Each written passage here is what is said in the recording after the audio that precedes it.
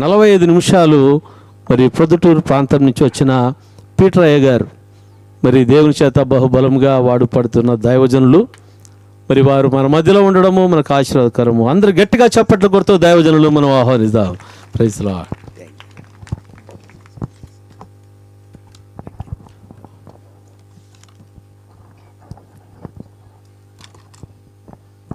దేవునికి మహిమ ఘనత ప్రభావములు కలుగునుగాక. ఆమేన్. పరమ తండ్రి, నీ పరిశుద్ధ నామమును బట్టి నీకు స్తోత్రాలు. సృష్టికి, నీతికి, నిరీక్షణకు, రక్షణకు, ప్రాణానికి, పోషణకు, క్షేమానికి, ఆరోగ్యమునకు, సమస్తమునకు మూలము ఆధారమైన దేవానికి స్తోత్రాలు. పరమ తండ్రి, ఈ రాత్రి కాలములో నన్ను ఇక్కడ తీసుకొని వచ్చినందుకై స్తోత్రాలు. మా ప్రియులు గౌరవనీయులు దైవజనులు తండ్రి బస్వరాజయ్య గారిని బట్టి, అమ్మగారిని బట్టి, పిల్లల కుటుంబాన్ని బట్టి, సంఘమును బట్టి, బాధ్యతలను సోదరులను బట్టి నీకు స్తోత్రాలు. ఇంతవరకు పాటల ద్వారా, ఆరాధన ద్వారా మహిమ పొందిన తండ్రి నీకు స్తోత్రాలు. ఇప్పుడు మాతో మాట్లాడి మమ్మల్ని దర్శించి వెలిగించి నీ నామానికి మహిమ తెచ్చుకోమని ప్రభువా, వినగలని చెవిని, గ్రహించే మనసును, ఎంబడించే హృదయాన్ని, అర్థం చేసుకునే జ్ఞానమును ప్రభువా బోధించి నీ ఆత్మని దాసునికి నీ దయచేయమని, అంధకార శక్తులను లయపరచండి, మనోనేత్రాలకున్న గుడితనం తొలగించండి, వెలిగించండి, నీ కార్యమును జరిగించండి. యేసుక్రీస్తు నామమున వేడుకొనుచున్నాము తండ్రి. ఆమేన్. దేవునికి స్తోత్రం. నన్ను రక్షించి, నన్ను తన కృపలో భద్రపరిచి ఇక్కడ తీసుకుని వచ్చిన దేవునికి మహిమ ఘనత ప్రభావాలు కలుగునుగాక. నన్ను ప్రేమతో ఆహ్వానించినటువంటి ప్రియులు, తోటి జతపని వారు అయినటువంటి దైవజనులు గౌరవనీయులైనటువంటి బసవరాజయ్య గారికి నిండు వందనాలు చెల్లిస్తున్నాను. వేదికను అలంకరించిన పెద్దలందరికీ కూడా వందనాలు. కూడి వచ్చిన నా సహోదరులైన మీ అందరికీ, సహోదరులందరికీ నిండు వందనాలు. ఇప్పుడు వచ్చి వరుస కలుపుకుంటున్నారు అనుకుంటున్నారా? అవును, మీరు అన్నలు, అక్కలు, చెల్లెళ్ళు, తమ్ముళ్ళే నా అందరికీ, నాకు. ఎందుకంటే మనందరికీ దేవుడు ఒక్కడే గనక మనందరం కూడా దేవుని పిల్లలము. అందును బట్టి మనందరికీ తాతయ్య దేవుడు ఎవరు లేరు, మామయ్య దేవుడు ఎవరు లేరు. అందరికీ నాకు తండ్రి అయిన దేవుడే, మీకు నా భార్య కూడా తండ్రి అయిన దేవుడే, నా కొడుకు కూడా తండ్రి అయిన దేవుడే. తాతయ్య దేవుడా, మామయ్య దేవుడు అని ఎవరు అన్నారు? అందరు తండ్రి, మనందరికీ తండ్రి అయిన దేవుడు ఒక్కడే కనుక మనందరం అన్నదమ్ములు, అక్క చెల్లెళ్ళం. దేవుని స్తోత్రం. హల్లెలూయా. ఇందాక వర్షిప్ చేసినటువంటి కుమారుడు శాలెం రాజు నా కుమారుడు, 3 కుమార్తెలు, 1 కుమారుడు, అందరు దేవుని సేవలో ఉన్నారు. దేవుడు అని దీవించును గాక. అయ్యగారి కుమారుడు షాలోం, నా కుమారుడు శాలెం. దేవుని కృపలో ఇద్దరు షాలోం అన్నా శాలెం అన్నా ఒకటే. దేవుని కృపలో ఆ దైవజనులకు ప్రేమించిన కుమారుని బట్టి వర్షిప్ చేస్తూ ఆ బాబు పాప దేవుని స్తుతిస్తుంటే ఎంతో సంతోషంగా ఉంది. నెక్స్ట్ తరమునకు బలమైన సేవ చేసి బిడ్డలని సంతోషపడుతున్నాను. దేవునికి స్తోత్రం. హల్లెలూయా. సమయంలో క్రిస్మస్ యొక్క వర్తమానాన్ని అందించమని అయ్యగారు కోరినారు. దాన్ని బట్టి ఎంతగానో స్తుతిస్తున్నాను. మిమ్మల్ని అందరినీ కోరేది ఏంటంటే, వింటే, తింటే, ఉంటే అని 3 మాటలు ఉన్నాయి. మంచి ఆహారం తింటే ఆరోగ్యం ఉంటుంది శరీరానికి. మంచి మాటలు వింటే మనసుకు ఆనందం ఉంటుంది. మంచి మార్గంలో ఉంటే ఆత్మకు మోక్షం ఉంటుంది. అందును బట్టి శ్రద్ధగా కొద్ది మాటలు వింటే కన్నా చాలా దీవించబడతామని ఆశపడుతున్నాను. చంద్ర నక్షత్రాలు ఆకాశానికి అందం, నీరు కొలనుకు అందం, పూల మొక్కలు తోటకు అందం, విద్యార్థులు విద్యాలయానికి అందం, అలాగనే పిల్లల ఇంటికి అందం, ముఖానికి అందం అంటారు. అయితే భగవంతునికి భక్తుడే ఆనందం. అలాగే మీ అందరూ కూడా ఈ కూడికకు అందం, ఆనందం. మనందరికీ దేవుడి అందం, ఆనందం, పరమానందం కూడా ఆయనే. దేవునికి స్తోత్రం. హల్లెలూయా. ఆ మహిమ కలిగిన దేవునికే మహిమ కలుగునుగాక. ప్రియులారా, క్రిస్మస్ అనగా క్రీస్తు పుట్టుక లేక ఆరాధన అంటాం. 24వ తేదీని యువ్ క్రిస్మస్ అన్నారు. అంటే సంతోషకరమైనటువంటి క్రిస్మస్ ఆరాధన. 25వ తేదీ క్రిస్మస్ అన్నారు, అంటే దేవుని ఆరాధించుట. 26వ తేదీ బాక్సింగ్ డే అన్నారు. బాక్సింగ్ డే అంటే డిషిం కాదు, గిఫ్ట్ బాక్సులు పంచుకునేటువంటి దినమని. కనుక దేవుని సన్నిలో ఈరోజు క్రిస్మస్ దినం మనం జరుపుకుంటున్నాం. క్రిస్మస్ అనేది గ్లోబల్, అంటే అందరికీ సంబంధించినది. పరిశుద్ధ గ్రంథములో దేవుని వాక్యం చూద్దాం. లూకాసు వార్త 2వ అధ్యాయం 10వ వచనం. దయచేసి ఎవరైనా ఒకటి చదవండి. లూకాసు వార్త 2వ అధ్యాయము 10వ వచనం. తీసిన వారు త్వరగా చదవండి. భయపడకుడి, ఇదిగో ప్రజలందరికీ కలుగబోవు మహా సంతోషకరమైన సువర్తమానము నేను మీకు తెలియజేస్తున్నాను. 11వ వచనం. దావీదు పట్టణమందు నేడు రక్షకుడు మీ కొరకు పుట్టియున్నాడు, ఈయన ప్రభువైన క్రీస్తు. దేవుని స్తోత్రం. అందరికీ అనగా ఇంగ్లీష్లో గ్లోబల్ న్యూస్, వార్త, అందరికీ వార్త ఏంటంటే గ్లోబల్ న్యూస్ అండి. రెండవది ఏంటంటే సంతోషకరమైన వార్త, గ్లాడ్ న్యూస్. మూడవది ఏంటంటే సువర్తమానం, అంటే మంచి వార్త, గుడ్ న్యూస్. కనుక glad news, global news, good news అందరికీ, అంటే ఒకరికి కాదు, ప్రజలందరికీ కూడా ఈ సంతోషం కలుగుతుందని దేవుని వాక్యంలో చూడగలుగుతున్నాం. న్యూస్ అనేటువంటి 4 అక్షరాలకు 4 అర్థాలు. NESWS. ఎన్ అంటే నార్త్, ఈ అంటే ఈస్ట్, ఎస్ అంటే సౌత్, W వెస్ట్. అంటే 4 దిక్కులకు ఈయన దేవుడు. ఒక దిక్కుకే కాదు ఈ వార్త, ఒక ప్రాంతానికి, ఒక ఏరియాకు, ఒక ఊరికి కాదు, ఒక రాష్ట్రానికి కాదు, సర్వ ప్రపంచానికి ఈ వార్త. దేవునికి స్తోత్రం, హల్లెలూయా. ప్రపంచంలో ఉన్నటువంటి మానవులందరికీ కూడా ఈ వార్త చెందుతుందనే విషయాన్ని మనం గమనించాలి. దేవునికి స్తోత్రం. ఈ ప్రపంచంలో ఉన్నటువంటి ప్రజలందరికీ కూడా, ఒక జాతికి, ఒక మతానికి, ఒక కులానికి కాదు, కానీ ప్రపంచంలో ఉన్నటువంటి వారందరి కొరకు యేసుక్రీస్తు జన్మించినాడు. ఎందుకంటే అందరికీ ఆకాశం ఒకటే, అందరికీ భూమి ఒకటే, సూర్యుడు, చంద్రుడు, గాలి, నీరు ఒకటే. అలాగే అందరికీ రక్షకుడుగా ఉండడానికి యేసుక్రీస్తు లోకములో జన్మించినాడన్న వార్త మనం చూడగలుగుతున్నాం. భక్తుడు ఒక ఆయన నీల్ ఆర్మ్స్ట్రాంగ్ అనేటువంటి ఆయన 1960 సంవత్సరంలో చంద్రమండలంలోకి వెళ్ళి వచ్చినప్పుడు అందరూ కూడా ఆశ్చర్యపోయినారు. చంద్రమండలంకి వెళ్ళి వచ్చినావా అని మనం చూడడానికి చాలామంది వెళ్ళినారు. ఆ తర్వాత వ్యోమగామి అయినటువంటి జేమ్స్ పి ఇర్విన్ గారు చంద్రమండలానికి వెళ్ళి అక్కడ కారు నడిపినారు. ఆయన గుంటూరుకు వచ్చినప్పుడు అనేక మంది వెళ్ళి ఆయన కలవాలని, ఆయనతో మాట్లాడి ఎంతో ప్రయత్నం చేసినారు. ఆయన అన్న మాట ఏంటంటే, నేను చంద్రమండలానికి వెళ్ళి వచ్చినందుకు మీరు నన్ను బట్టి ఎంతో చూడడానికి వచ్చినారు, అది పెద్ద గొప్ప విషయం కాదు, కానీ దేవుడు మానవుడిగా భూమి మీద కాలు మోపిన దినమే గొప్ప దినం అన్నాడు. దేవునికి స్తోత్రం, హల్లెలూయా. నేను చంద్రమండలానికి వచ్చినందుకు ఏదో గొప్ప చేసినాను, మీరు ఏదో నన్ను చూడడానికి వచ్చినారు. ఈ ప్రపంచంలో మహా గొప్ప దినం ఏంటంటే, దేవుడు మానవుడిగా భూమి మీదకి వచ్చి కాలు మోపడమే అది గొప్ప దినము అని అన్నాడు. దేవునికి స్తోత్రం. ఆయన అన్న మాట ఏంటంటే, దేవుడు అయ్యుండి అయినాడు, ఆయన పుట్టలేదు, ఆయన వచ్చినాడు. పాపులను రక్షించుటకు క్రీస్తు యేసు లోకానికి వచ్చెను, నశించిన దాన్ని వెతికి రక్షించడానికి వచ్చెను. ఆయన పుట్టడం కాదు, క్రిస్మస్ అంటే క్రీస్తు పుట్టుక కాదు, క్రిస్మస్ అంటే క్రీస్తును ఆరాధించుట. భగవంతుడు భూమి మీదకి వచ్చినాడు. ఫిలిప్పీలకు రాసిన పత్రిక 2వ అధ్యాయము 6, 7, 8 వచనాల్లో దేవుడు మానవుడైనాడు. దేవుడు ఏమైనాడంట? మానవుడైనాడు. దేవుడు మానవుడైనాడు, దేవుడైన వాడు మానవుడిగైనాడు. తర్వాత దేవుడు ఇంకేమైనాడంటే, అన్నీ కలిగిన వాడు మన కొరకు రిక్తుడైనాడు, అదృశ్యుడు దృశ్యుడైనాడు. ఆయన ప్రభు అయ్యుండి దాసుడైనాడు, ఆయన ధనవంతుడైండి దరిద్రుడైనాడు, ఆయన ఆశీర్వదించే దేవుడైండి శాపగ్రస్తమైన శరీరం దాల్చినాడు, మరణమే లేనివాడు నీ కొరకు నాకు మరణ శరీరం దాల్చినాడు. అదే క్రిస్మస్. దేవునికి స్తోత్రం, హల్లెలూయా. ప్రియులారా, క్రిస్మస్ అంటే యేసుక్రీస్తు ద్వారా మనం తగ్గింపును నేర్చుకొని తగ్గింపును కలిగి బ్రతకడమే క్రిస్మస్. దేవునికి స్తోత్రం, హల్లెలూయా. ఓ భక్తుడు అంటాడు, క్రిస్మస్ అనగా పరలోకం భూలోకము కలుసుకున్న రోజు, పరలోకం భూమి మీదకి వచ్చిన రోజు, పరలోకం భూలోకం కరచాలనం చేసిన రోజు అంటాడు. క్రిస్మస్ అంటే పాపలోకములో పరమపావనుడు పాదం మోపిన రోజు. క్రిస్మస్ అంటే మానవ చరిత్ర మలుపు తిరిగిన రోజు. క్రిస్మస్ అంటే క్రీస్తు పూర్వము క్రీస్తు శకమని కాలాన్ని నిర్దేశించినటువంటి రోజు. క్రిస్మస్ అంటే దేవుడే మానవుడైన దివ్యమైన రోజు అనేటువంటి విషయాన్ని మనం గమనించాలి. ప్రియులారా, క్రిస్మస్ అంటే ఒక చిన్న పిల్లడు ఏదో పుట్టినాడని కాదు, కానీ భగవంతుడు భూమి మీదకి వచ్చిన రోజే క్రిస్మస్ అనే విషయం మనం గమనించాలి.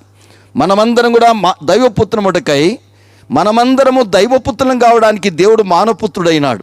అదే గొప్ప విషయం, అది క్రిస్మస్ అంటే. మనందరము కూడా దైవపుత్రులం కావాలంటే దేవుడు మానపుత్రుడు కావాల్సి వచ్చింది. అదే క్రిస్మస్ యొక్క గొప్పతనం అని మనవి చేస్తున్నాను. దేవునికి మహిమ కలుగును గాక.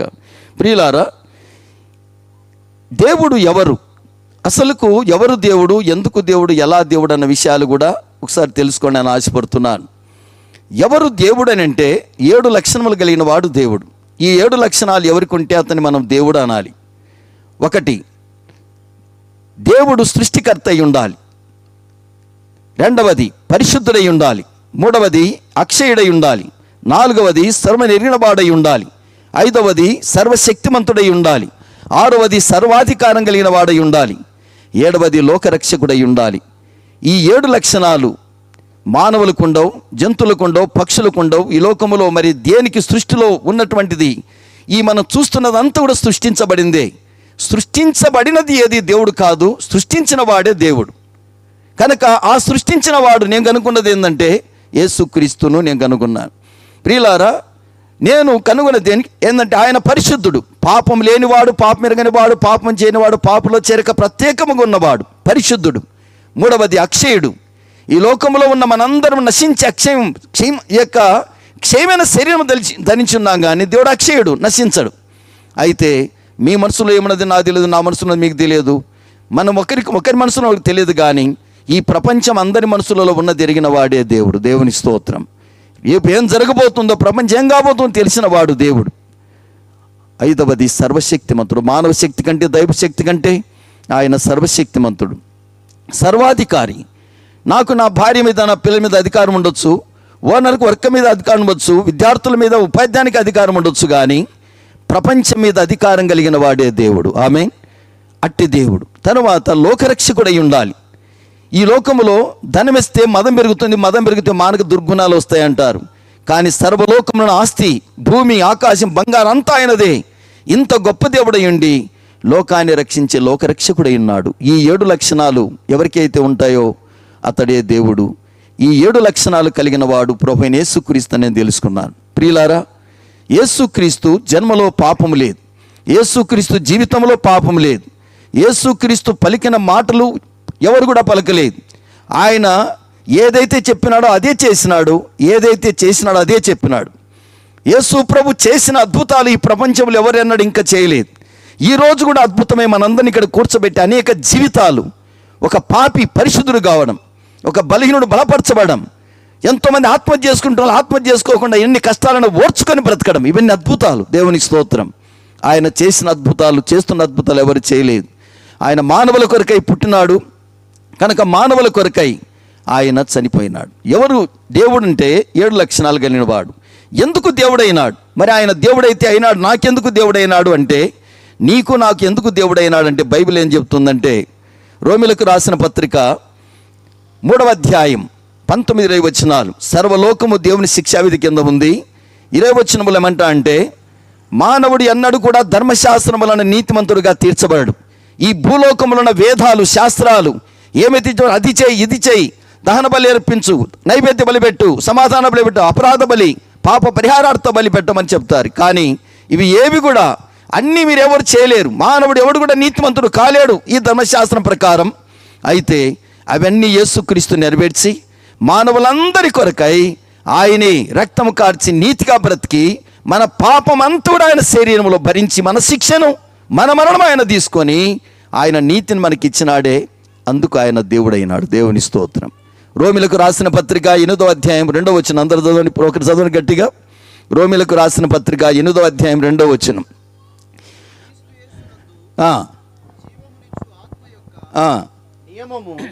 పాప మరణ నియమముల నుండి నన్ను విడిపించెను. దేవునికి స్తోత్రం. పాప మరణ నియమముల నుండి నన్ను విడిపించను. చదవండి. ఎట్లనగా ధర్మశాస్త్రము దేనిని చేయజాలకపోయినో దానిని దేవుడు చేసెను. అందుకు ఆయన దేవుడైనాడు. ప్రియులారా, నీవు నేను ఏమైతే చేయలేమో దేవుడు అది చేసినాడు. ఏం చేసినాడు అని అంటే, నీ కొరకు నా కొరకు ఆయన తన రక్తమును కార్చి మన మరణము ఆయన తీసుకొని ఆయన జీవాన్ని మనకు ప్రసాదించినందుకు ఆయన దేవుడైనాడు. ప్రియులారా, ఈ లోకంలో మన అందరం కూడా ఎందుకు యేసుక్రీస్తు అందరికీ కావాలి అని అంటే, ఆయన లేకుండా మనకు నీతి లేదు, ఆయన లేకుండా పాప క్షమాపణ లేదు, ఆయన లేకుండా మనకెవ్వరము కూడా దేవుని సన్నిధిలో ఆయన కుమారులుగా, ఆయన కుటుంబీకులుగా చేయబడలేం, దేవుని కుటుంబీకులుగా చేయబడలేం. ఆయన లేకుండా తండ్రి సన్నిధికి ఎవరు కూడా వెళ్ళలేం. అందుకే ఎందుకు దేవుడైనాడు అని అంటే ఆయన మన కొరకు బలి అయిపోయినాడు. తర్వాత ఎలా దేవుడైనాడు అని అంటే కొరింథీయులకు రాసిన మొదటి పత్రిక 15వ అధ్యాయం 4వ వచనములో ఆయన 3వ దినమున తిరిగి లేచుట వలన అలా దేవుడైనాడు అన్న విషయాన్ని గమనించాలి. కనుక ఇక్కడున్న మనందరం గమనించాలి, యేసుక్రీస్తు ఆయన ఎలా దేవుడైనాడు మన అందరికంటే. ఈ లోకంలో అందరూ కూడా చనిపోయినారు, మరణం జయించిన వారు ఎవరు కూడా లేరు. మరణమును జయించినటువంటి వారు ప్రపంచములో ఒకరే ఉన్నారు, ఆయనే ప్రభువైన యేసుక్రీస్తు. దేవునికి స్తోత్రం, హల్లెలూయా. కనుక ఇందుకు ఆయన దేవుడై ఉన్నాడన్న విషయం గమనించాలి. మానవ రక్షణార్థమై మర్త్యవతారము దాల్చగాని మాన్యుడు, నీతి సూర్యుడు, అసమానుడు, అకర్నిశవర్ణనీయుడు, అజ్ఞాన విదూరుడు, సాధుడు, అపరమనాథుడు, యేసునాథుడిన్ మహాదేవుడైన యేసుక్రీస్తు ఎందుకు నీకు నాకు దేవుడైనాడంటే మానవ రక్షణార్థమై భూమి మీదకి వచ్చిన దేవుడు అన్న విషయం గమనించాలి. దేవునికి స్తోత్రం. ప్రియులారా, ఈ మహాదేవుడు ఈ లోకానికి రావడం ద్వారా నీకు నాకు అందరి కూడా క్షేమం కలిగింది అన్న విషయాన్ని మనవి చేస్తూ ఉన్నాను. దేవునికి స్తోత్రం, హల్లెలూయా. క్రిస్మస్ అంటే క్రీస్తును ఆరాధించుట, భగవంతుని ఘనపరచుట, మహిమపరచుట అన్న విషయాన్ని గమనించాలి. కొంతమంది క్యాండిల్ సర్వీస్ చేస్తూ ఉంటారు. క్యాండిల్ సర్వీస్ ఎందుకు చేస్తారు అంటే కొవ్వొత్తులు అన్నీ వెలిగిస్తూ ఉంటారు. ఈ కొవ్వొత్తులు ఎందుకు వెలిగిస్తారు అని అంటే మొదటి కొవ్వొత్తి యేసుక్రీస్తు అయితే ఆయన ద్వారా వెలిగించబడిన మనందరం కొవ్వొత్తులం. అది దాని అర్థం. యేసుక్రీస్తు ద్వారా నేను రక్షించబడినాను, నా ద్వారా 1275 మంది యేసుక్రీస్తును నమ్ముకున్నారు. అలాగా బాప్తిసం ఇచ్చిన వారిని ప్రభులోకి నడిపించినాం. అంటే యేసుక్రీస్తు నన్ను వెలిగించినాడు, నేను ఇంకొక వ్యక్తికి సువార్త చెప్పి మారు మనసును గురించి, యేసుక్రీస్తే లోకరక్షకుడు, ఆయనే సకల మానవుని యొక్క పాప పరిహారం చేసేవాడు, ఆయనే మనుషులను నీతిమంతులు తీర్చేవాడని అనేకులకు నేను చెప్పడం ద్వారా అనేకులు వెలిగించబన్నారు. ప్రియులారా, క్యారల్ సర్వీస్ ఎందుకు చేస్తారు అంటే దాని అర్థం ఏంటంటే ఆయన కొవ్వొత్తి అయితే ఆయన మన ద్వారా వెలిగించబడిన మనం, ఆయన ద్వారా వెలిగించబడి మన బ్రతుకులు వెలిగించినాడు ఆయన. ఆయన ద్వారా వెలిగించబడిన మనం ఆయన కొరకు వెలుగుతూ, తర్వాత అనేక బ్రతుకులను వెలిగించుచు, కాలుతూ వెలుగుతూ, అలాగే మనము కరిగిపోతూ వెలుగుతూ, మనల్ని వెలిగించిన వాని కొరకు బ్రతుకుతూ బ్రతికించుచు ముందుకు సాగిపోవడమే క్యారల్ సర్వీస్ యొక్క అర్థం. ఆమేన్, హల్లెలూయా. కనుక క్యారల్ సర్వీసులో ఉన్నటువంటి అర్థం అది. కనుక మనందరము కూడా క్యారల్ సర్వీసు ఎందుకు చేస్తారంటే ఏదో పండుగ, ఏదో గోతులు పెట్టుకుని వాళ్ళు చేయడం కాదు. దాని ఉద్దేశం, ఒక ఉద్దేశంతో అది ప్రారంభించినారు. ఆ విధంగా దేవా, నేను ఒక కొవ్వొత్తిని ఇంకొకరు వెలిగించకపోతే ఎలగదు. నీవు నేను వెలిగించబడినామంటే ఎవరో ఒకరు వెలిగించినారు మనను. ఆ వెలిగించిన వాడు ఎవరైనా కానీ వెలిగించిన వాడు దేవుడే. ఆయన ద్వారా వెలిగించబడిన మనం ఇంకొకరిని వెలిగిస్తూ ముందుకు సాగాలి. అది క్యారలిక్ సర్వీస్. తర్వాత కొంతమంది పరిశుద్ధ గ్రంథములను గమనించినట్లయితే ఇంకో మాట కూడా చేస్తుంటారు. అదేంటంటే మనము కేక్ కట్ చేస్తూ ఉంటారు. అంటే ఈ యొక్క క్రిస్మస్ను కేక్ కట్ చేస్తుంటారు. ఎందుకు కట్ చేస్తారంటే షేరింగ్. ఆ కేకు తెచ్చినప్పుడు ఉన్నట్టుగా మళ్ళీ ఉండదు, మొత్తం అంతా కట్ చేసి ముక్కలు ముక్కలు తయారు చేసి ఒకరికొకరు పెట్టుకుంటారు. ఎందుకంటే నేను దేవుని యొక్క సన్నిధిని కలిగి ఉన్నాను, నువ్వు కూడా కలిగి ఉండు. మనందరం కూడా క్రిస్మస్ యొక్క కేక్ కట్టింగ్లో ఉన్నటువంటి అర్థం ఏంటంటే షేరింగ్ చేసుకోవడం. నేను యేసుప్రభుని నమ్ముకున్నాను, నువ్వు నమ్ముకో. భర్తను నమ్ముకుంటే భార్యకి చెప్పడం, భార్య నమ్ముకుంటే భర్తకి చెప్పడం, అలాగనే పిల్లలకు తల్లిదండ్రులు చెప్పడం, ఇరుపురు వారికి, అన్నదమ్ముల అక్కజనులు ఇరుపురు వారికి, వీధిలో ఉన్నటువంటి ఒక వ్యక్తి ఇంకొక వ్యక్తికి అలా చెప్పుకుంటూ వెళ్ళడమే, షేరింగ్ చేసుకోవడమే కేక్ కట్టింగ్ యొక్క విలువ. ప్రియులారా, తర్వాత క్రిస్మస్ తాతను కూడా కొంతమంది క్రిస్మస్ తాతను డ్రెస్ వేసుకొని క్రిస్మస్ ఫంక్షన్లలో కానీ క్రిస్మస్ నాడు అలా చేస్తుంటారు. ఎందుకు అలా చేస్తారు అంటే డచ్ దేశంలో క్రీస్తు శకం 5వ శతాబ్దంలో ఒక నికోలాస్ అనేటువంటి ఒక ఫాదర్ ఉండేవాడు, ఒక దైవజనుడు. ఆయన క్రిస్మస్ రోజున 24 అంటే రోజున తెల్లవారుతుంది, 25 రోజున తెల్లవారుజామున ఆయన 2 నుంచి అందరి ఇళ్ళ దగ్గరికి వెళ్ళి బహుమానాలు బాక్సులలో వారికి కావాల్సినటువంటి సరుకులు అవన్నీ కూడా ఒక బాక్స్ పెట్టుకుంటూ వెళ్ళిపోయేవాడు. కొద్ది రోజుల తర్వాత ఎవరు పెడుతున్నారంటే తర్వాత తెలుసుకున్నారు ఆయన నికోలాస్ అని. ఆ నికోలస్ గారు ఆ మంచి పని చేసినారు గనక ఈ యొక్క క్రిస్మస్ తాత పిల్లలు జాగ్రత్త వేసుకొని అందరికి ఇచ్చుకుంటూ వెళ్తూ ఉంటారు. దాని అర్థం ఏంటంటే ఆ డచ్ దేశంలో ఆ రోజు నికోలస్ చేసినటువంటి ఆ యొక్క కార్యం 5వ శతాబ్దంలో జరిగిన కార్యం ఈనాడు కూడా యేసుక్రీస్తు తన ప్రాణమే ఇచ్చినాడు. అలాగే క్రిస్మస్ తాత అనేక మందికి, ఆ నికోలస్ గారు అనేక మందికి గిఫ్ట్స్ ఇచ్చుకుంటూ వచ్చినారు. మనం కూడా దీన దరిద్రులకు సహాయం చేయాలి. దేవునికి స్తోత్రం. అదే మత్తయి సువార్తలో ప్రభు అన్నాడు 25వ అధ్యాయం 35-36 వచనాల్లో, నేను ఆకలి కొంటిని నాకు ఆహారం ఇచ్చితిరి.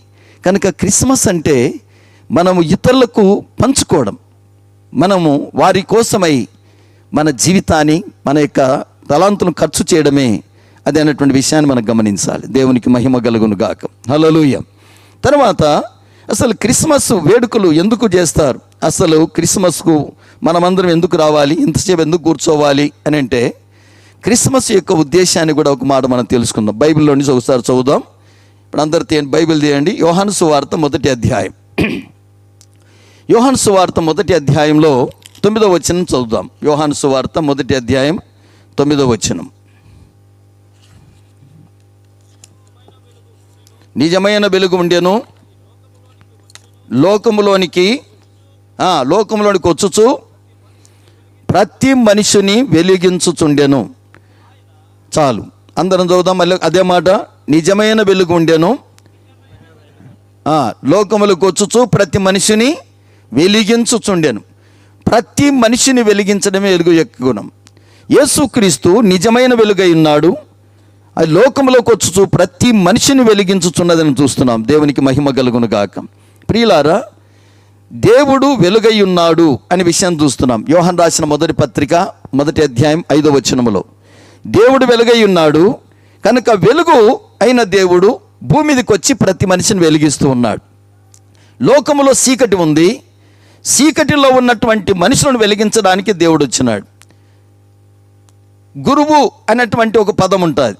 మత్తయి సువార్త 3వ అధ్యాయం 10వ వచనములో, గురువు అని ఎవరికి పేరు పెట్టొద్దు, గురువు ఒక్కడే ఉన్నాడు, ఆ గురుడు ఒక్కడే ప్రభువైన యేసుక్రీస్తు అన్నాడు.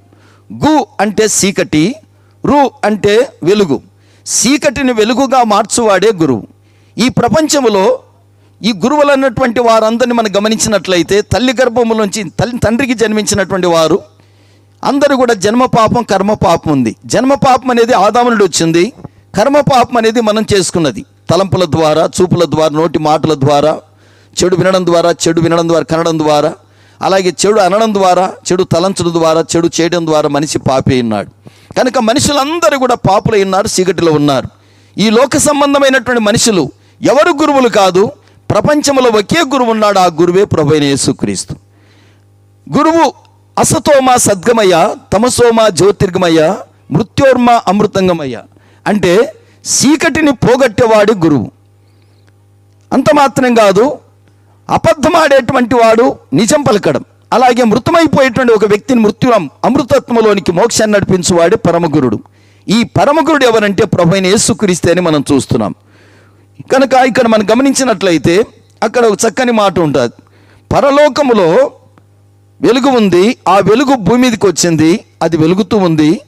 లోకములో ఉన్న మనుషులందరూ చీకట్లో ఉన్నారు, చీకటిలో ఉన్న మనుషును వెలిగించడానికి వచ్చిన వెలుగే ప్రభువైన యేసుక్రీస్తు అన్న విషయాన్ని మనవి చేస్తూ ఉన్నాను. దేవునికి స్తోత్రం. హల్లెలూయా.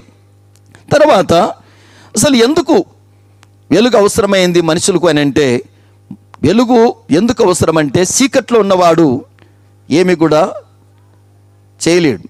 చీకట్లో ఉన్నవాడు ఇద్దరు గుడ్డివారు చీకట్లో అమావాస్య రోజున నల్లపిల్లని వెతుకుతున్నారంట. గుడ్డోళ్ళు, అసలే గుడ్డోళ్ళు అమావాస్య రోజున చీకట్లో నల్లపిల్లని వెతుకుతూ ఉన్నారు అంటే వాళ్ళకి ఏమైనా కనపడుతుందే? అలాగే లోకమంతా కూడా అలాగనే ఉంది. ఈ లోకంలో ఉన్నటువంటి మనుషులందరూ కూడా, నలుగురు గుడ్డోళ్ళు ఏనుగును చూడాలనుకున్నారట. ఏనుగును చూడాలనుకొని వెళ్ళి ఒకటి కాలు పట్టుకున్నారు, ఒకరేమో తోక పట్టుకున్నారు, ఒకరి చెవి పట్టుకున్నారు, ఒక తొండం పట్టుకున్నారు. అందరూ వచ్చేసి నేను దేవుని ఏనుగును చూసినా అంటున్నారు. ఏమిరా ఏం చూసినావు చెప్పంటే, కాలు పట్టుకున్నాడు అది పెద్ద స్తంభం రా అన్నాడు, తోక పట్టుకున్నాడు అది పెద్ద మోక అన్నాడు. తర్వాత ఇంకొకడు అన్నాడు చెవి పట్టుకున్నవాడు అది ఒక చాట అన్నాడు. తర్వాత ఆ యొక్క తొండం పట్టుకున్నాడు అది పెద్ద గొట్టం రా అన్నాడు. ఇలా చెప్పింది కరెక్టేనా? ఏది కరెక్ట్ కాదు. అంటే లోకంలో ఉన్నటువంటి వాళ్ళందరూ కూడా దేవుడు దేవుడు అనుకుంటున్నారు ఒక్కోటి, కానీ అది ఏది కాదు. దేవుణ్ణి లోకానికి చూపించిన వాడే యేసుక్రీస్తు. బైబిల్ ఏం చెప్తుందంటే, యోహాను సువార్త 1:1 దేవుడు వాక్యమై ఉన్నాడు. 14 ఆ వాక్యము శరీరధారి లోకానికి వచ్చినాడు. 18 దేవుణ్ణి ఎవరు ఎన్నడూ చూడలేదు, ఆ దేవుని లోకాన్ని చూపించిన వాడు ఎవరు? ప్రభు అయిన యేసుక్రీస్తు అని 18 ఉంటుంది. ప్రియులారా, దేవుణ్ణి ఈ లోకంలో ఉన్న ప్రజలందరినీ దేవుడే పుట్టిస్తున్నాడు. అయితే తల్లి గర్భంలో ఉన్నప్పుడు మనం దేవుని చూసింటామా? చూడలేదు. తల్లి గర్భం నుంచి బయటకు వచ్చిన తర్వాత ఎవరైనా దేవుని చూసింటారా? చూడలేదు. ఇక్కడ పుట్టిన వాళ్ళమైన మనందరం కూడా ఎవరం కూడా ఎప్పుడు కూడా దేవుని చూడలేదు. ఈ ప్రపంచంలో ఉన్న వాళ్ళందరూ కూడా అలాగనే ఉన్నారు. మరి అలాగైతే దేవుడు ఈ రూపంలో ఉన్నాడని ఈ రూపాలని చెప్తున్నారు కదా, ఈ రూపాలని ఉన్నాయే, ఈ రూపము ఉందని ఎవరు చూసినారు దేవుడిని? కానీ ఎవరు చూడలేదు. కానీ ఎవరు చూడని రూపాన్ని తీసుకొని ఈయన దేవుడు అని చెప్పి తయారు చేస్తున్నారు. కానీ అయితే అది దేవుని వాక్యానుసారం కాదు. బైబిల్ ఏం చెప్తుందంటే, దేవుడు వాక్యమై ఉన్నాడు, వాక్యము రూపము దాల్చింది. అయితే దేవుని ఎవరు ఎన్నడూ చూడలేదు, కానీ ఆ దేవుని లోకాన్ని చూపించిన వాడు ప్రభు అయిన యేసుక్రీస్తు. దేవునికి మహిమ కలుగును గాక. హల్లెలూయా. తర్వాత చూడండి, ఎందుకు లోకానికి వెలుగు అవసరమైంది, ఎందుకు దేవుడు లోకానికి అవసరమైనాడు అని అంటే, యోహాను సువార్త, ఆ మాట అందరూ చదవాలని నేను ఆశపడుతున్నాను. యోహాను సువార్తలో 11:10 లేఖనం ఇలా వ్రాయబడింది. యోహాను సువార్త 11:10 దేవుని వాక్యం ఇలా వ్రాయబడి ఉంది. తీసిన వారికి చదవండి. యోహాను సువార్త 11:10. దేవుడు వెలుగై ఉన్నాడు, వెలుగైన దేవుడు లోకానికి వచ్చినాడు. ఆయన యెషయా 60:1 అలా ఉంటుంది. ఇప్పుడు మనం చదవాల్సిన వాక్యం ఏంటంటే, యోహాను సువార్త 11:10. నడిచిన ఎడల, రాత్రి వేళ ఒకడు నడిచిన ఎడల వాని యందు వెలుగు లేదు గనక వాడు తొట్టుపడునని యేసుప్రభు అంటున్నాడు. నాయన, ఒక వ్యక్తి రాత్రిలో నడిస్తే అతడు ఏమవుతాడు? తొట్టుపడతాడు. చీకట్లో నడిచే మనిషి తొట్టుపడతాడు. ఒకదాని కోసమై ఇంకోటి కింద పడుతుంది, ఒకదానికోసం పోతే ఇతడు తొట్టుపడుతుంటాడు. ఆ ఇంట్లో చీకట్లో తన ఇల్లు అయినప్పుడు అది ఏమి కనపడదు. అలాగనే చీకటిలో నడిచేవాడు తొట్టుపడతాడు. ఎందుకు లోకానికి వెలుగు అవసరం అంటే, ఒక వ్యక్తి తొట్టిల్లకుండా ఉండడానికి. దేవునికి స్తోత్రం. హల్లెలూయా. లోకములో అనేక మంది తొట్టిల్లుతూ ఉన్నారు.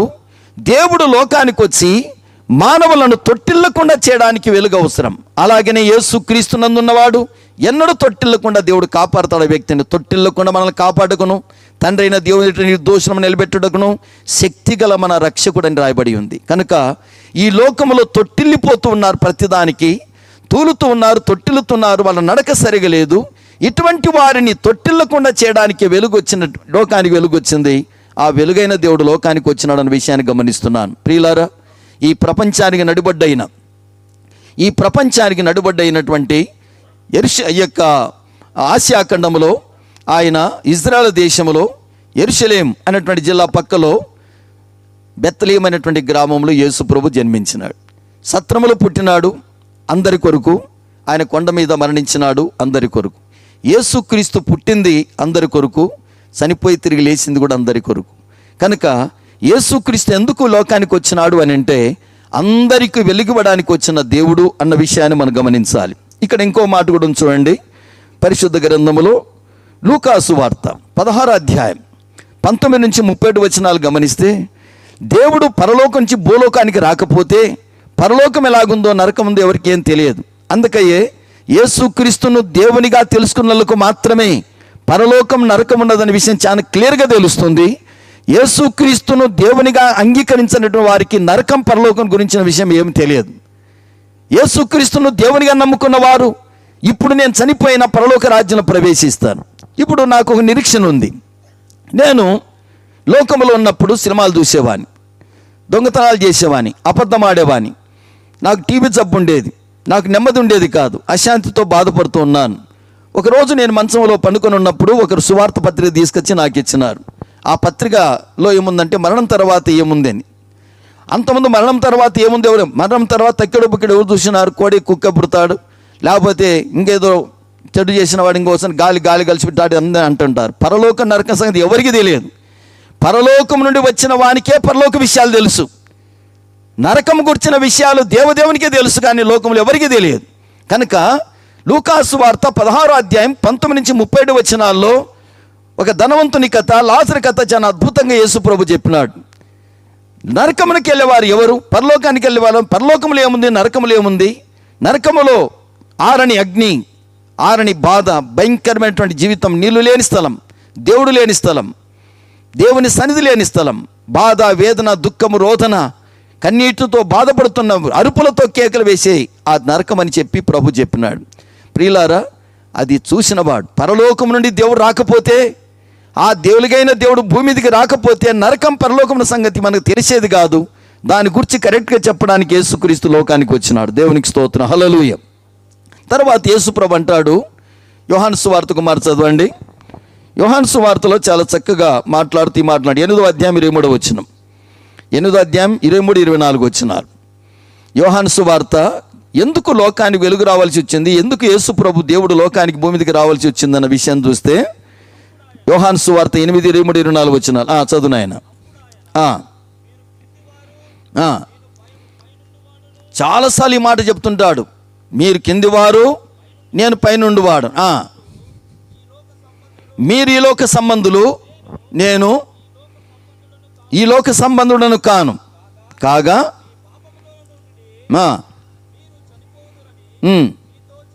24 వచనం,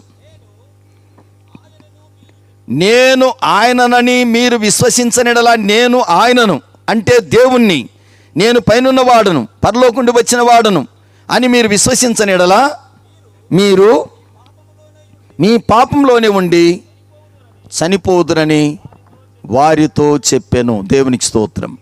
నేను ఆయనని మీరు విశ్వసించనిడలా మీరు మీ పాపములలోనే ఉండి చనిపోదురు. యేసుక్రీస్తును, ఆయన పరలోకం నుండి వచ్చిన దేవుడు, ఆయన నా పాపముల కొరకై పరిహారం చేయడానికి వచ్చిన దేవుడు, నన్ను నీతిమంతంలో నడిపించే దేవుడు, నన్ను పవిత్రపరిచే దేవుడు, నన్ను పరలోక కుటుంబంలో చేర్చే దేవుడని నువ్వు విశ్వసించకపోతే మీ పాపం నుండి మీరు చనిపోతారు అని ప్రభు చెప్పినాడు. కనుక ప్రియులారా, యేసుక్రీస్తు ఎందుకు రావాల్సి వచ్చిందంటే ఒక వ్యక్తిని తొట్టిల్లకుండా కాపాడడానికి, నరకం పరలోకం గురించి చెప్పడానికి. అలాగనే మీరు విశ్వసించకపోతే మానవుడు నశించి నరకానికి వెళ్ళకుండా నిత్య మరణం పాలు కాకుండా ఉండడానికే యేసుక్రీస్తు లోకానికి వచ్చినాడన్న విషయాన్ని గమనించాలి. దేవునికి స్తోత్రం, హల్లెలూయా. నశించిన దారిని వెతికి రక్షించడానికి మనిషి కుమారుడు లోకానికి వచ్చాను. దేవుడు రావడానికి కారణం ఉంది. ప్రియులారా, నేను ఇక్కడికి రావడానికి ఒక కారణం ఉంది, దేవునికి మాటలు చెప్పడానికి. దేవుడు భూమి మీదకి రావడానికి ఒక కారణం ఉంది. ఆ కారణము మనుషులు ఎవరు తొట్టిల్లకుండా బ్రతకాలని, మనుషులు ఎవరు పాపంలో ఉండకుండా ఉండాలని, మనుషులందరూ కూడా నీతి న్యాయం కలిగి బ్రతకాలని, మనుషులందరూ కూడా నీతిలో బ్రతకలేని మానవులకు నీతిగా ఆయన బ్రతికి ఆయనను నమ్మితే ఆయన నీతి మానవులమైన మనకు వస్తుంది. దేవునికి స్తోత్రం, హల్లెలూయా. కనుక అది గొప్ప కృప. అందును బట్టే యేసుక్రీస్తు లోకానికి వచ్చినాడన్న విషయాన్ని మనం చేస్తూ ఉన్నాను. దేవునికి స్తోత్రం. యేసుక్రీస్తు పండుగ ఈ యొక్క జరుపుకుంటున్న మనం, ఆరాధన చేస్తున్న మనం అందరం చేయవలసిన పనులు ఒక 3 ఉన్నాయి. క్రిస్మస్ అంటే ఆరాధన చేయుట, ప్రభువును స్తుతించుట. ఎందుకు మనం ఆరాధన చేయాలి అని అంటే, మనల్ని రక్షించడానికి వచ్చిన దేవుని మనం తెలుసుకున్నాం గనక. మానవుడు పుట్టిందే, రక్షించబడిందే 5 పనులు చేయడానికి. 1, దేవుని ఆరాధించడానికి. బైబిల్ ఏం చెప్పిందంటే, నా నిమిత్తమై నేను కలుగజేసుకున్న నా జనులు స్తోత్రాన్ని ప్రచురం చేసేదరు. ఇక్కడున్న మనందరము కూడా ఏ పని చేస్తున్నా, ఏం చేస్తున్నా మనం దేవుని స్తోత్రం చెప్పాలి. క్రిస్మస్ పండుగ రోజున వాళ్ళు చేసిన పని చూడండి. 3 వచనాలు చదువుదాం. పరిశుద్ధ గ్రంథంలో లూకాసు వార్త 2వ అధ్యాయం 14 వచనం. క్రిస్మస్ లోకానికి యేసుక్రీస్తు భూమి మీదకి వచ్చినప్పుడు మొట్టమొదటి క్రిస్మస్ చేసుకున్న ఎవరంటే దేవదూతలు. దేవదూతలు చెప్తున్నటువంటి మాట ఏంటంటే, స్థలములలో దేవునికి మహిమ, ఆయనకి ఇష్టమైన ప్రజలకు భూమి మీద సమాధానము కలుగునుగాకని స్తోత్రము చేయుచుండెను. ప్రియులారా, మొదటి క్రిస్మస్ చేసినటువంటి ఆ రోజు, యేసుక్రీస్తు పుట్టినరోజే మొదటి క్రిస్మస్ చేసిన ఎవరంటే దేవదూతలు. ఆ దేవదూతలు భగవంతునితో పాటు భూమి మీదకి వచ్చి ఆ ప్రభును స్తోత్రిస్తూ దేవుని ఆరాధన చేస్తూ గణపరుస్తున్నారు. తర్వాత క్రిస్మస్ మళ్ళీ ఆ రోజు కాకుండా మరి వారములో చేసుకున్నటువంటి వారు గొల్లలు. వారు ఏం చేసినారు చూడండి. 20 వచనం చదవండి. మత్తయి సువార్త, లూకాసు వార్త 22వ అధ్యాయం 20 వచనం. గొర్రెల కాపరులు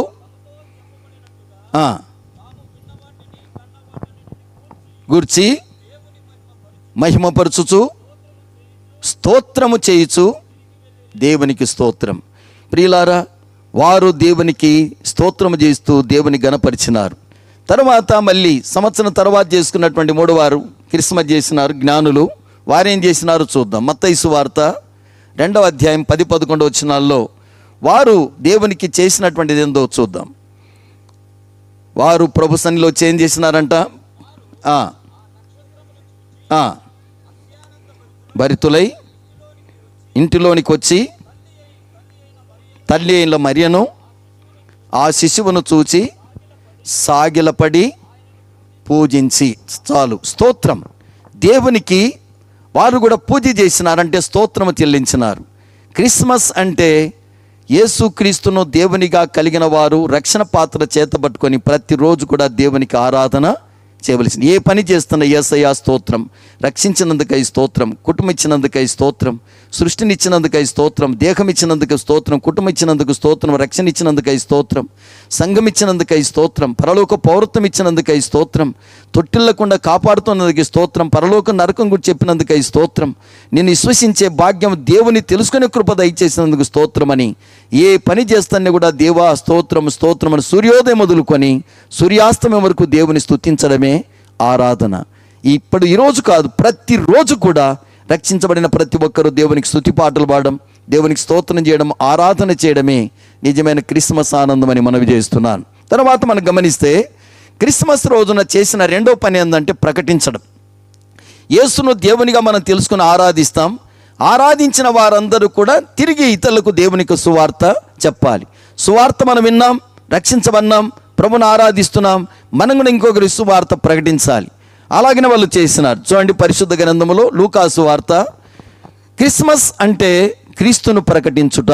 క్రిస్మస్ అంటే క్రీస్తును ప్రకటించడమే. దేవునికి మహిమ కలుగునుగాక.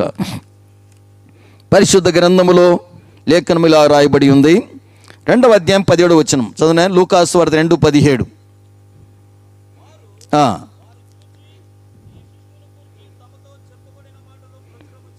దేవునికి స్తోత్రం.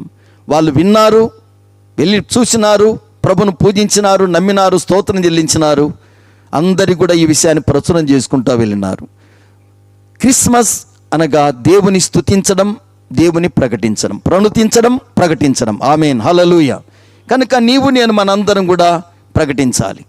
నక్షత్రాన్ని మనం గమనించినట్లయితే ఆ నక్షత్రము ప్రభు పుట్టినప్పుడు పుట్టింది. తర్వాత ఆ నక్షత్రము దేవుని దగ్గర నడుస్తూ ఉంది, జ్ఞానులను నడిపించింది, నడుస్తూ నడిపించింది. అంత మాత్రమే కాదు, జ్ఞానులు దారి తప్పిన నక్షత్రం దారి తప్పకుండా వాళ్ళ కోసం వెయిట్ చేసింది. ఆ నక్షత్రం తిరిగి ఆ నక్షత్రం దగ్గరికి మళ్ళీ వాళ్ళు వచ్చినారు. వాళ్ళందరినీ తీసుకెళ్ళి ప్రభు దగ్గర నడిపించింది. అక్కడ 9వ వచనంలో ఉంటా, మత్తయి సువార్త 2:9 వారికి ముందుగా నడిచాను. నక్షత్రం ఎట్లా నడిచిందంట? వారికి ముందుగా నడిచాను. కనుక రక్షించబడిన వారు రక్షణ వార్తను ఇతరులకు తెలియజేస్తూ వారికి మాదిరికరంగా ఉంటూ ప్రభులోనికి నడిపించవలసిన బాధ్యత మనందరి మీద ఉంది అని మనవి చేస్తూ ఉన్నాను. దేవునికి స్తోత్రం, హల్లెలూయా.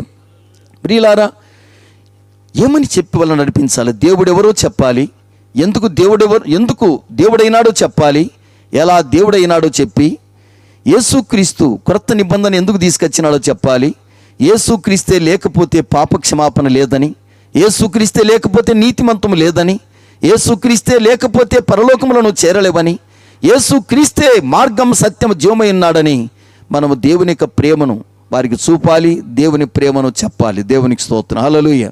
దేవుని పిల్లలంగా మనందరం చేయవలసిన పని అది. మనందరం కూడా ప్రకటించాలని మనవి చేస్తున్నాను. దేవుని స్తోత్రం. 3వది మనం చేయవలసినది ఏంటంటే అర్పించాలి, స్తోత్రించాలి, ప్రకటించాలి, అర్పించాలి. ఏం అర్పించాలి అని చూస్తే వాళ్ళు క్రిస్మస్ రోజున అర్పించినారని చూస్తాం. చూడండి, 2వ అధ్యాయము మత్తయి సువార్త 2:10-11 వచనాలు. చూచి అత్యానంద భరితులై ఇంటిలోనికి వచ్చి తల్లి అయిన మరియను ఆ శిశువును చూసి సాగిలపడి ఆయనను పూజించి తమ పెట్టెలు విప్పి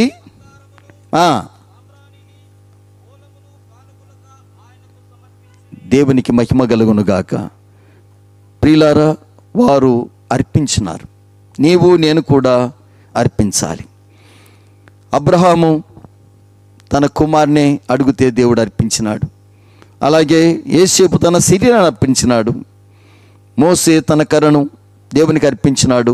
ఎలీషా తనకున్న 12 కాళ్ళ ఎద్దులను నమ్మి పరిచర్యకు వచ్చినాడు. అలాగనే దేవుని సన్నిధిలో సమూయేలును హన్నా తన కుమార్ని తన పరిచర్య దేవునికి పరిచర్యకు అప్పగించింది. దావీదు విలువైన వెండిని బంగారం అర్పించినాడు. నెహెమ్యా తన ఉద్యోగానికి సెలవు పెట్టి దేవుని యొక్క సేవన చేయడానికి కొన్ని దినాలు అర్పించుకున్నాడు. ఎజ్రా తనకున్న చదువును ప్రభుకు అంకితం చేసి అనేకులను ప్రభులోకి నడిపించినాడు. మరి నీవు ఎవరికైనా పరిచర్య చేయడానికి మరి నీ జీవితంలో నీ ధనాన్ని ఖర్చు చేస్తున్నావా? నీ సమయాన్ని ఖర్చు చేస్తున్నావా? నీ కన్నీలను ఖర్చు చేస్తున్నావా? నీ తలాంతును ఖర్చు చేస్తున్నావా? నిజమైన క్రిస్మస్ ఆనందం క్రిస్మస్ తాత మనం ఎందుకంటామంటే తనకున్నవన్నీ అర్పించినాడు. నీవు నేను మనమందరం కూడా మనకున్న కన్నీలను అర్పించి ప్రార్థన చేయాలని నశించిపోతున్న ఆత్మల కొరకై మనకున్న తలాంతు ఏదైతే ఉందో అది దేవునికి అర్పించాలి. మనకున్న సమయాన్ని కూడా దేవునికి అర్పించి దేవుని పరిచర్యకు కొన్నిసార్లు సెలవు పెట్టి దేవుని సేవకులతో కలిసి పరిచర్య చేయడం. అంత మాత్రం కాదు, నీ ధనాన్ని ప్రభుకిచ్చి దేవుని భాగం తీసి దేవునికి అర్పించడమని మనవి చేస్తూ ఉన్నాను. దేవునికి స్తోత్రం. హల్లెలూయా. ప్రియులారా, యేసే మన గెస్ట్ అయితే, దైవజనులే మన హోస్టులైతే, యేసుకు మన హృదయం అర్పిస్తే, జీవితమే అంకితమైతే దేవుడు మెచ్చును నిండుగా అదే అసలైన పండుగ అన్నారు. దేవుని స్తోత్రం. ఒక పిల్లోడు 4 పిల్లలు ఆడుకుంటూ వాళ్ళ నాయన కథ చెప్తున్నారంట. అరే, మా నాయన యొక్క గొప్పతనం నీకు తెలుసా అన్నారంట. ఏంటో చెప్పురా అన్నాడు. మా నాయన ఎస్ఐరా, బుల్లెట్ వేసుకుని డగ్గ వెళ్తుంటాడే ఆయన మా నాయనరా, మా నాయన ఎస్ఐ అని తన నాయన యొక్క గొప్పతనం చెప్తున్నా అంట. ఇంకొకడు అన్నాడు, ఒరే మా నాయన గొప్పతనం మీకు తెలుసా అన్నాడు. ఇంకో పిల్లాడు, చెప్పురా అన్నాడు. ఒరే మీ నాయన సరే, ఇక్కడున్న మీ అందరి నాయనలు ఎవరినైనా సరే, మీ నాయనలు ఎవరైనా మా నాయన దగ్గరికి వచ్చినప్పుడు మా నాయన చెప్పినట్టు వినాలరా మీ నాయనలు అందరు అన్నాడంట. ఎవరు ఇంతకు మీ నాయన అంటే మంగళి అన్నాడంట. మంగళాయన దగ్గర పోయినప్పుడు మంచు అంటే మంచాలా, ఎటు తిప్పంటే అటు తిప్పాలి కదా. అందుని బట్టి మీ నాయనలు ఎవరైనా సరే మా నాయన దగ్గరికి వచ్చి ఏం కావాలి, మా నాయన చెప్పినట్టు వినాలరా మీ నాయనలు అందరూ కలిసి అన్నాడంట. బాగప్పుడే ఇంకొకటి అన్నాడంట, రే ఎవరైనా ఈ లోకంలో ఊళ్ళో నుంచి తర్వాత సమాలతోడికి వచ్చేళ్ళకల్లా మా నాయన దగ్గర వచ్చేళ్ళకల్లా పండుకొని రావాలరా అన్నా అంట. ఇంతకు ఎవరు మీ నాయన అంటే మా నాయన కాటి కాపరరా అన్నా అంట. అంటే వాళ్ళ నాయన కాటి కాపరని గొప్పగా చెప్పుకుంటున్నాడు. 4గో పిల్లోడు అన్నాడంట, ఒరే మా నాయన గొప్పతనం చెప్పమంటారా చెప్పు అన్నాడు. ఒరే మీ నాయన లోకంలో అందరు నాయనలందరినీ పుట్టించింది మా నాయనేరా, ఆయనే దేవుడు అన్నాడంట. దేవుని స్తోత్రం. హల్లెలూయా. అందరి పాప పరిహారం కొరకే లోకానికి వచ్చి సకల మానవుని యొక్క పాప పరిహారం చేసిన తండ్రి ఆయనే. ఆ మహనీయుని ఎవరైతే నమ్ముతారో వారి జీవితమే ధన్యమవుతుందని చెప్పినాడు. దేవునికి స్తోత్రం. హల్లెలూయా. ప్రియులారా, ఈ క్రిస్మస్ పండుగ వస్తుంది. దానికోసమై ఎంతోమంది రకరకాలైన పరిస్థితులు చెప్తుంటారు. కానీ ఈ క్రిస్మస్ రోజున విశ్వాసులకు నేను 10 విషయాలు చెప్తున్నాను. 10 మాటలే, లాస్ట్ మాటలు. క్రీస్తును క్రీస్తుగా కాకుండా ఎక్స్మస్గా మనం మార్చడం అనేది మంచిది కాదు. అంటే యేసు ప్రభు యొక్క ఆరాధనలో యేసుక్రీస్తు లేకుండా నువ్వు జరుపుకోవడం అనేది మంచిది కాదు. చాలామంది బట్టలు ఉంటాయి, అన్నీ ఉంటాయి. దిస్ ఈ Christmas tree have to see, this ఈ cakes today you must taste today, ఇంటింటా స్టార్ లైటింగ్, ప్రతి చేతులు ఒక గ్రీటింగ్, వీధికి ఒక మీటింగ్, అతిథుల కోసం వెయిటింగ్, కార్యక్రమాల ప్రింటింగ్, ఫ్యాషన్ దుస్తుల ఫైటింగ్, ప్రైజ్ విన్నర్ల వెలిగేషన్, కేకుల డిస్ట్రిబ్యూషన్స్ అన్నీ ఉంటాయి. కానీ యేసు ప్రభు ఉండడు అక్కడ. కనుక అది అలాగ చేసుకోకూడదని చెప్తున్నాడు. రెండవది ఏంటంటే, కొత్త బట్టలు, పిండి వంటలు, సంబరాల్లో పడి క్రిస్మస్ నాడు క్రీస్తుని మర్చిపోతూ ఉంటాం. ఆ రోజు కొత్త బట్టలు, 4 పండుగలు ఉన్నాయంట. ఇంటి పండగ, ఒంటి పండగ, కంటి పండగ, పంటి పండగ అని. ఇంటి పండగ అంటే తర్వాత ఇండ్లన్నీ శుభ్రమవుతాయి. పండగ వచ్చేళ్ళకల్లా దుమ్ము ధూళి అంతా క్రిస్మస్ని అంత పాస్టర్లందరూ కూడా చర్చిలన్నీ శుభ్రం చేసుకోవడం, ఇంకా స్త్రీలందరూ విశ్వాసులందరూ ఇళ్ళను శుభ్రం చేసుకుని ఉంటారు. అది ఇంటి పండగ. రెండవది ఏంటంటే ఒంటి పండగ. ప్రతి ఒంటి మీదకి ఏముంటాయి, కొత్త బట్టలు. ఒంటికి కూడా పండగే. తర్వాత కంటికి కూడా పండగేనంట. కంటి అంటే ఎవరిని చర్చి చూసిన డెకరేషన్ ఉంటాయి, ఇల్లు చూసిన డెకరేషన్, మనుషులు చూసిన డెకరేషన్, అందరూ అద్భుతంగా కనపడుతుంటారు. కంటి కూడా పండగే. తర్వాత ఆ రోజు పంటి కూడా పండగేనంట. పిచ్చలు పంటి కింద తండ్రికి కావాల్సినన్నీ వచ్చి పడుతుంట. కనుక ఆ పండగ కాదు మనం చేసుకోవాల్సింది, యేసు క్రీస్తును కలిగిన జీవితం కలిగి ఉండాలి. దేవునికి స్తోత్రం, హల్లెలూయా. ఒకరోజు ఒక బర్త్డే జరుగుతుందట. ఆ బర్త్డే జరిగేటప్పుడు అందరు తల ఒక గిఫ్ట్ తీసుకొచ్చినారు బర్త్డేకు. ఆ గిఫ్ట్ పిల్లోడు మంచం మీద అనుకుంటే గిఫ్ట్ బాక్స్ అక్కడ పెట్టినారు ఒకరు. సరే, ఇంకొకరు వచ్చి ఆనే పెట్టినారు, ఇంకొకరు వచ్చి ఆనే పెట్టినారు. వచ్చిన వాళ్ళందరూ ఆడ పెట్టిపోతూ ఉన్నారు. గిఫ్ట్ బాక్సులు అన్నీ ఆ పిల్లోడి మీద తర్వాత అన్నీ కప్పేసినాయి. తర్వాత పిల్లోడు బర్త్డే చేద్దాం, కేక్ కట్ చేద్దాం, పిల్లోడు ఏంటి ఆడ ఎక్కడ లేడు. ఆ గిఫ్ట్ బాక్సులు ఇక్కడనే పండి పెట్టి అని ఆమె ఏడుస్తూ చేసి గిఫ్ట్ బాక్సులను పరిగెత్తి తీసేస్తే ఆ పిల్లోడు బాక్సుల కింద ఉన్నాడు. అప్పటికే చచ్చిపోయి ఉన్నాడు. ఏ పిల్లోనే అయితే బర్త్డే చేయాలని వచ్చినారో ఆ పిల్లోని గిఫ్ట్ బాక్స్లో చంపేసినారు. ప్రియులారా, నేటి దినాల్లో మహనీయుడైన యేసుక్రీస్తు లోకాన్ని రక్షించడానికి వస్తే మనందరం కూడా ఏం చేస్తున్నామంటే భక్షించడానికి పెట్టుకున్నాం ఈ పండుగలు. కనుక అలా కాకుండా దేవుని సన్నిధిలో కొత్త బట్టలు, పిండి వంటలు, సంబరాల్లో పడి క్రిస్మస్ మర్చిపోకుండా ఉండాలి. మనవి చేస్తున్నాం. తర్వాత క్రిస్మస్ను ఆత్మీయంగా జరుపుకోవాలి కానీ ఆచారంగా జరుపుకోకూడదు. చాలామంది ఆచారంగా జరుపుకుంటారు కానీ ఆత్మీయంగా జరుపుకోరు. ప్రభువా, నా కొరకై ఈ లోకానికి వచ్చిన దేవుడా నీకు స్తోత్రం, నేను ఇంకొక ఇంటికి వెళ్ళి తగ్గించుకొని సువార్త చెప్తానని కన్నీళ్లతో దేవుని ఆరాధించి కన్నీటితో ఇంకొకరు సువార్త అందించడమే నిజమైన క్రిస్మస్ జరుపుకోవాల్సిన దినమని మనవి చేస్తున్నాను.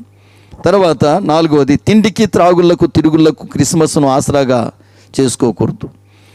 తినడానికి, త్రాగడానికి, తర్వాత ఆడడానికి, పాడడానికి కాకుండా దానికి ఆసరా చేసుకుంటే అది క్రిస్మస్ కాదు. తర్వాత క్రిస్మస్ నాడు దేవుడు నీ కొరకు క్రీస్తును బహుమానంగా ఇచ్చినాడు గనక నిన్ను, నీ కుటుంబాన్ని నేటించైనా దేవునికి బహుమానంగా అర్పించాలి. ప్రభువా, ఇదిగో రోజుకు 1 గంట సేపు నీకు ఇస్తాను. ప్రభా, నా కుటుంబంతో రోజు నీ స్థలంలో గడుపుతాం. మేము ఎవరైనా మందిరానికి రావాలి, ఇంటికి వెళ్ళి మేము ఆ ఇంటిని దగ్గరికి వెళ్ళి ఎందుకు రాలేదో అడిగి తెలుసుకొని ప్రభా నీ దగ్గర తీసుకొని వస్తాం, మందిరాన్ని తీసుకొని వస్తాం. దైవ సేవకుని అడిగి, అయ్యా ఈరోజు నాకు 1 గంట సమయం ఉంది, మీతో రమ్మంటారా, ఎక్కడికి రమ్మంటారా అని తెలుసుకొని ఆ విధంగా పరిచర్యకి వెళ్ళాలి. కానీ ఈ లోకం నిన్ను, నీవు, నీ కుటుంబాన్ని ప్రభుకు సమర్పించుకోవడమే నిజమైన క్రిస్మస్ అని మనవి చేస్తూ ఉన్నాను. తర్వాత క్రొత్త బట్టలు ధరించకపోయినప్పటికీ దిగులు పడక క్రీస్తును ధరించానని సంతోషపడాలి.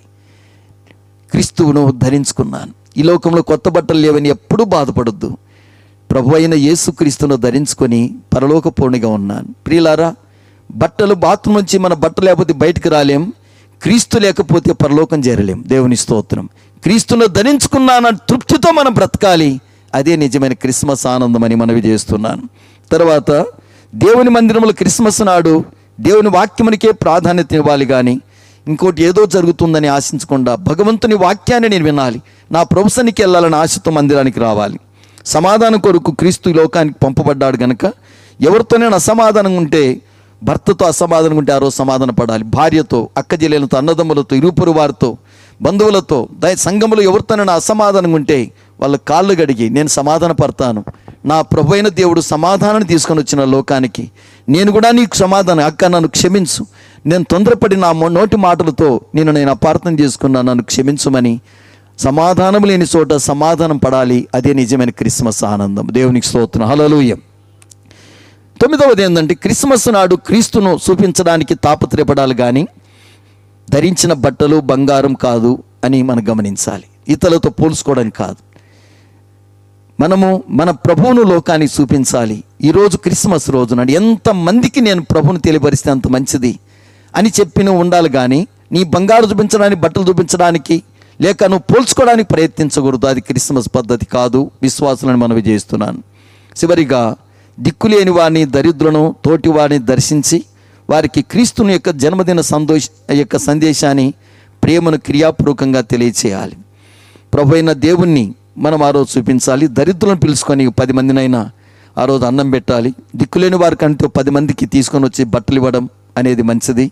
తర్వాత హాస్పిటల్ దర్శించి రోగులను ప్రేమతో పరామర్శించి వాళ్ళకు కొంత సహాయం చేయడం అనేటువంటి మంచిది. కనుక క్రీస్తు జన్మ సందేశాన్ని పక్కింటి వారికి, ఆ వీధి వారికి, ఎవరు తెలియనటువంటి హిందువులకు ప్రేమతో పిలుచుకొని వచ్చి నీ మాట వింటారు, పిలుచుకొని వచ్చి ప్రేమతో భోజనం పెట్టి వారికి దేవుని యొక్క మాటలు చెప్పడం, ఇది క్రీస్తు ప్రేమను చూపించాలి, క్రీస్తు ప్రేమను చెప్పాలి. దేవుని స్తోత్రం. అలా చేస్తే అది నిజమైన క్రిస్మస్ అవుతుందని మనవి చేస్తున్నాను. అటువంటి కృప ప్రతి ఒక్కరి దయచేయాలని నేను ఆశపడుతూ ఉన్నాను. దేవుని స్తోత్రం. అప్పుడు తామరను చూసి సూర్యుడు సంతోషపడతాడు, కలువను చూసి చంద్రుడు సంతోషపడతాడు, తోటను చూసి రైతు సంతోషపడతాడు, గొర్రెలను చూసి గొల్లవాడు సంతోషపడతాడు. అలాగని మంచి పిల్లలను చూసి తల్లిను సంతోషపడతారు, గుణవతి అయిన బాలను చూసి భర్త సంతోషపడతాడు. అలాగని చెప్పిన మాట విని అన్ని తన సక్రమంగా చూసుకునే భర్తను చూసి భార్య సంతోషపడుతుంది. దేవుని వాక్యానుసారంగా జీవించి అనేక ఆత్మను ప్రభులోకి నడిపించే వాళ్ళని చూసి దేవుడు సంతోషపడతాడు. అట్టి సంతోషమైనటువంటి క్రిస్మస్ జరుపుకొని మన జీవితాన్ని ధన్యం చేసుకుందాము గాక. ఆమేన్.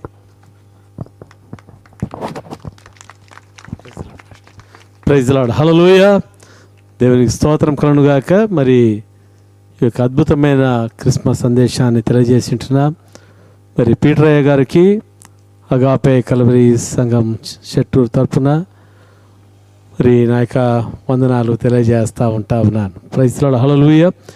దేవునికి స్తోత్రం కదా. ప్రొద్దుటూరు నుంచి దగ్గర 300 కిలోమీటర్ల నుంచి మరి వారు దేవుని వాక్యం చెప్పడానికి మరి వచ్చారు. వారికి అవకాశం ఇచ్చింది మాత్రము ఓన్లీ 45 మినిట్స్. Praise Lord. హల్లెలూయా. ఈ యొక్క 45 నిమిషాలు మరి వారు అమూల్యమైన మాటలు వారు తెలియజేశారు. Praise Lord. హల్లెలూయా. దేవుని స్తోత్రం. మనం ఆచార సంబంధమైన క్రైస్తవులుగా కాదు, మనము ఆత్మ సంబంధమైన క్రైస్తవులుగా క్రీస్తును చూపించేవారుగా మనం ఉండాలి. లోకములో అనేక మంది క్రైస్తవులు చూస్తే చాలామంది ఆచార సంబంధంగా వారు జీవిస్తూ మరి దేవునికి మహిమ తెచ్చేదానికి బదులుగా దేవునికి వారు దూషణ తెచ్చేవారుగా మరి ఉన్నారు. అయితే ఆ విధంగా కాదు, కానీ మనము ఆత్మ సంబంధమైన క్రైస్తవులుగా ప్రభువును చూపించేవారుగా, ప్రభువును ప్రేమను కలిగిన వారుగా ఉండాలని చక్కటి మరి సందేశాన్ని ఇచ్చిన దైవజనులకు మరీ నా యొక్క వందనాలు నేను తెలియజేస్తుంటున్నాను. ఈ సమయంలో ప్రార్థన చేసుకుందాం. మన మధ్యలో ఉంటున్న పాస్టమ్మ గారు, మరి పుష్పలత పాస్టమ్మ గారు వచ్చి మరి వాక్యం ఆధారం చేసుకొని ప్రార్థన చేస్తారు. తర్వాత మన మధ్యలో మరి ముఖ్య అతిథులు మరి ఇంతవరకు వారు ఎంతో ఓపికతో వారు కూర్చున్నారు. మరి నిజంగా దేవుడు వారిని వారి కుటుంబాన్ని దేవుడు దీవించి ఆశ్రయించునుగాక.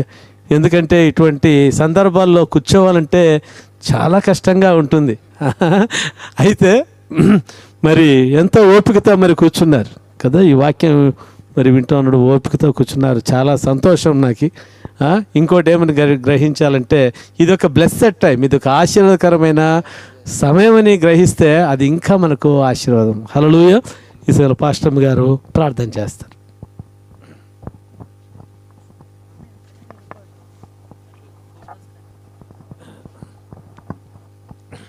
దేవుని నామానికి స్తోత్రం కలుగును గాక. హల్లెలూయా. హల్లెలూయా. ఈ యొక్క క్రిస్మస్ వేడుకను చేసుకోవడానికి మనమందరం కూడా ఈ యొక్క స్థలంలో చేరి దేవునిని ఏ విధంగా ఆరాధించాలి, దేవుడు మనల్ని ఎందుకు ఎన్నుకున్నాడు, ఎందుకు వెలిగించాడు, వెలిగించబడిన మనము అనేకులను వెలిగించడానికి మనం ఒక సాధనమై ఉన్నామని అనేక సంగతులు మనం తెలుసుకొని ఉన్నాం. హల్లెలూయా. కాబట్టి ప్రియులారా, ఈ వాక్యము మన హృదయంలో పదిలపరుచుకొని నేను ఒక ఆత్మానుసారమైనటువంటి క్రైస్తవునిగా, క్రీస్తు నా హృదయంలో జన్మించాడు కదా, అనేకల హృదయాలలో జన్మించడానికి నేను ఒక కారణముగా ఉండాలనేటువంటి తీవ్రత, తృష్ణ, దాహం మనలో ఉండాలి. హల్లెలూయా. హల్లెలూయా కదా. హైందవుల నుంచి మన ప్రభుని అంగీకరించుంటున్నాం. దేవుని నామానికి స్తోత్రం కదా. అనేక విషయాలు ప్రభు పరలోకం నుండి ఎందుకు దిగి వచ్చాడు అంటే మనల్ని ఆ పరలోక రాజ్యానికి చేర్చడానికే. ఆ విషయాలను మన హృదయంలో పెట్టుకొని అనేకులకు ప్రభు గురించి 1-2 మాటలు తెలియజేసినప్పుడు మన వంతుగా మనము చేసే పని మనం చేసినప్పుడు దేవుడు చేసే పని దేవుడు చేయనే చేస్తాడు ఖచ్చితంగా. హల్లెలూయా. ప్రార్థన చేసుకుందాం. మహాపరిశుద్ధుడా, మహోన్నతుడా నా యేసుక్రీస్తు ప్రభువా, నీ ఘనమైన శ్రేష్టమైన నామమునకు లెక్కలేని స్తుతి స్తోత్రాలు వందనాలు చెల్లిస్తున్నాం. ఈ రోజునైనా సెమీ క్రిస్మస్ వేడుకను నైనా తండ్రి సెట్టూరు మండలంలో జరిపించుకోవడానికి నాయన నువ్వు ఏర్పాటు చేసినటువంటి నాయన ఈ శుభదినాన్ని బట్టి నాయన మీకే వందనాలు చెల్లిస్తున్నాను. ఆ రోజు దావీదు పట్టణమందు రక్షకుడికి పుట్టినాడు ప్రభు. ఆ రక్షకుడు పుట్టినటువంటి యేసుక్రీస్తు ప్రభుని ఆరాధించడానికి నాయన ఈ రోజు మేము నాయన సెట్టూరులో మేము కూడుకొని ఉంటూ ఉన్నామయ్యా. మీకే స్తోత్రాలు. ఈ రక్షకుడైనటువంటి యేసుక్రీస్తు యొక్క రక్షణ మార్గంను ప్రచురించే వారిగా తండ్రి నాయన నీ దాసులను సేవకులను నాయన తండ్రి పీటర్ పాస్టర్ గారిని నడిపించుంటున్నావు. ఈ రక్షణ సువార్త యొక్క కూటం నాయన క్రిస్మస్ అనేకలలో క్రీస్తు జన్మించును గాక, క్రీస్తు జన్మించును గాక, క్రీస్తు ఉద్భవించును గాక. దేవా మీకే స్తోత్రాలు. యేసయ్యా మీకే వందనాలు చెల్లిస్తున్నాను. దేవా మీకే వందనాలు, మీకే స్తోత్రాలు, మీకే స్తోత్రాలు, మీకే స్తోత్రాలు, మీకే స్తోత్రాలు. దేవా ఈ యొక్క వాక్యం నా తండ్రి సాతాను ఎత్తుకొని పోకుండాన్నట్లు నాయన తండ్రి మా యొక్క హృదయం అనే పలకల మీద రాయబడిన యొక్క వాక్యాన్ని మేము ధ్యానిస్తూ ఆ వాక్యానుసారంగా జీవించే కృపను చేరవచ్చుతాం మా అందరికీ తండ్రి మీరు అనుగ్రహించమని ప్రార్థిస్తూ ఉంటున్నాను. మీకే వందనాలు, స్తుతి, స్తోత్రాలు చెల్లిస్తూ ముందున్న సమయాన్ని నీ బలిష్టమైన హస్తాలకు అప్పగించుకుంటూ సమస్త మహిమ ఘనత ప్రభావాలు మీకే ఆరోపించుకుంటూ యేసుక్రీస్తు శక్తిగల నామంలో స్తుతించి ప్రార్థించి అడిగి పొంది నాము తండ్రి. ఆమేన్, ఆమేన్, ఆమేన్.